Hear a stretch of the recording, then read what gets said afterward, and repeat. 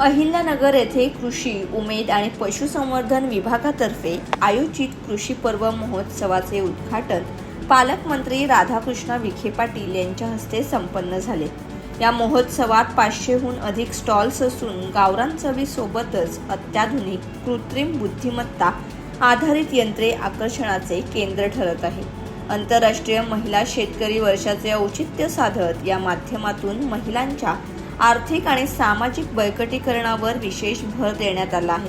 शेतकऱ्यांसह नागरिकांसाठी हे तंत्रज्ञान आणि संस्कृतीचे उत्तम व्यासपीठ ठरेल असा विश्वास पालकमंत्री राधाकृष्ण विखे पाटील यांनी व्यक्त केला।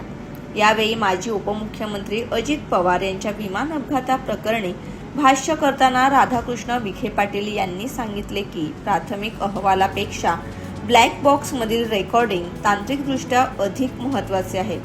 या दुर्दैवी घटनेवर विनाकारण राजकारण करू नये अशी विनंती त्यांनी केली आहे। घाई गडबड करण्यापेक्षा सत्य समोर येण्यासाठी अंतिम अहवालाची प्रतीक्षा करणे आवश्यक आहे। तर पुण्यातील जमीन घोटाळा प्रकरणात पार्थ पवार यांना क्लीन चिट मिळाल्यानंतर राजकीय वातावरण तापले आहे। यावर भाष्य करताना जलसंपदा मंत्री राधाकृष्ण विखे पाटील यांनी विरोधकांना टोला लगावला। क्लीन चिट मिळाली असेल तर अडचण काय असा सवाल करत सर्वच गोष्टी सर्वांना मान्य होतील असे नाही अशा शब्दांत त्यांनी विरोधकांच्या आरोपांतील हवा काढून घेतली।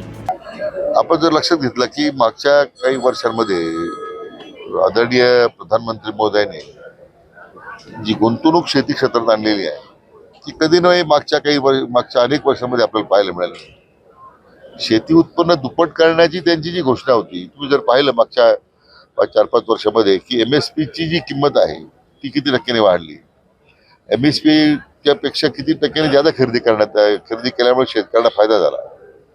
आपण याचा जर विचार केला तर निश्चितपणे शेतकरी प्रयोगशील आहे।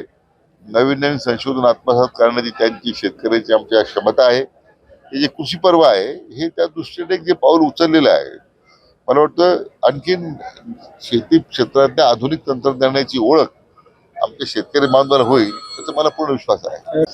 ते मी काही पाहिलं नाही, बोलतो मला कल्पना नाही आहे। जी चौकशी समिती नेमली राज्य सरकारनं तर क्लीन चिट दिली असेल तर अडचण काय? त्यांना काही आता सगळ्यांना सगळ्या गोष्टी मान्य होतात असं नाहीये। नाही, त्याच्यामध्ये स्वतः माननीय मुख्यमंत्र्यांनी DGCAला सरकारनेच विनंती केली की तात्काळ ह्या सगळ्या प्रकारे चौकशी करा म्हणून।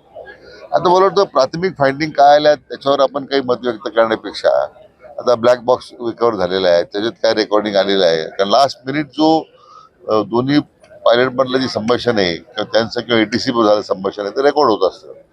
मला वाटतं घाईगर्दीनं काही करण्यापेक्षा एकदा अंतिम अहवाल येऊ द्यावा, मग आपण त्याच्यावर, कारण हे काही मंडळी त्याचं विनाकारण काही राजकारण करण्याचा प्रयत्न करते। मात्र ही घटना दुर्दैवी होते, मला वाटतं त्याचं राजकारण कोणी करू नये अशीच माझी सगळ्यांना विनंती आहे।